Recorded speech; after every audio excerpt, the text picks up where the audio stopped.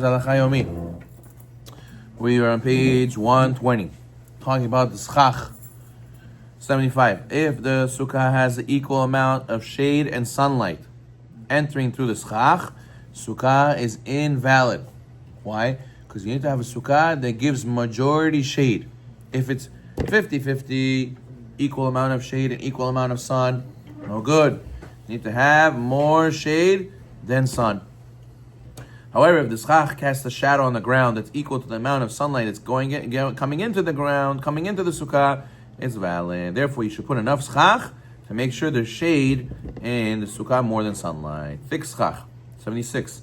One schach should not be so thick that it prevents you from seeing even a large star in the night sky. Too much schach, however, does not invalidate the sukkah, but it's not proper.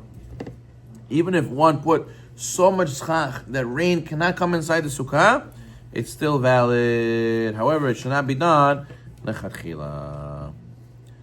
Okay. 78. If someone's schach was blown in the wind and it was raised more than 3 tvachim, the sukkah is still valid and you don't have to pick it up again. Okay. 79. The pieces of schach don't have to be the same height. Each piece of schach should not be higher or lower than 3 tvachim from the next one.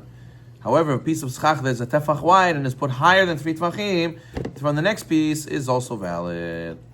Okay, 80. Even a sukkah that was not built for the mitzvah of sukkah, it's a valid sukkah as long as it was built for shade. Before using the sukkah, I want you to lift or add a part of the sukkah with the intention that it should be used for sukkah. What happens? Some people have in their backyard, what is these things? Where you sit under it, not a gazebo. It's like a gazebo. You know, there's another word for it. Pergola, that's what it is, pergola. You have these pieces of wood that go like this, and 4 beams, and it's there all year round. You just sit there for nice shade and enjoy the weather, you know. So that was not built for sukkah. And what does he say? Rabbi, I just put walls, and I put schach on top, and it's good, it's kasher, it's already for sukkah. So you should know that because he added something to it, so that's why it's kasher for sukkah. But if it was sitting like that the whole year for shade, he would need to pick up and put something back in order to make it valid for sukkah. Okay. God forbid if a sukkah fell on Yom Tov on Yom Tov, you're allowed to ask a nadju to put it back up, the schach. Sometimes the schach that caves in, falls inside the sukkah. So what do? You ask a goy. He's allowed to ask a goy to go and fix it on the Yom Tov. If one accidentally fixed the schach himself, right? You know that some people have that relative, Uncle Joe. What happened, Uncle Joe? Uncle Joe came and he said, "Oh, the schach fell, so I fixed it." No, you weren't supposed to fix it. You were supposed to ask a goy to fix it. I thought it was a mitzvah, you know, so you gotta fix it. So he broke the halacha and he fixed it himself. La halacha, we're allowed to use such a sukkah. It's not asur to use such a sukkah. Okay. If one puts non-kosher schach in the middle of his sukkah and it goes from end to end, the sukkah is invalid if it's more than 4 tvachim of non-kosher schach. What's non-kosher schach? He puts metal. We can't use metal as schach, right? He puts a big wooden beam. A big wooden beam, you can't. It's too wide. It looks like a roof. So therefore, you can't use that as schach. So what happened? He used something that's not kosher. It went from this side all the way to this side. And it's 4 tvachim wide. It makes the whole sukkah not kasher. Okay, good. However, if the area is covered by the non-kosher schach, it's between 3 and 4, it's still valid, but you can't sleep under that area. What about a space? Right, empty space. Let's say you have schach. I don't have enough schach to go all the way to the end of the sukkah. I have some empty space in the sukkah.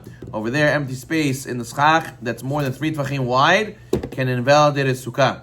However, if it's less than 3 tvachim wide, sukkah is still valid, but one may not eat or sleep under that area. That's if it's in the middle. But if it's in the edge of the sukkah, so then if it's within 4 amot from the wall, we say dofen akuma. Dofen akuma is bent wall. We view as if the wall is bent, and therefore it's going to be kasher as long as the non-kosher schach is within 4 amot, 192 centimeters from the wall. I remember I used to have a sukkah where I was building it in front of my house. I used to live in an attached house. In front of the attached houses, right, and in front of the attached houses, they have these awnings, metal awnings. So I built the whole patio, I built a sukkah, and I have an awning in my sukkah. This metal awning, it's not kosher schach, but since it's within 4 amot of the wall, we view the wall as bent, and the sukkah really starts where the awning ends. So therefore, you should see that it depends if it's on the edge or it's in the middle. Minimum height of a sukkah is 80 centimeters, and the maximum height is 20 amot. If it's taller than 20 amot, it's invalid. Baruch Adonai Olam. Amen.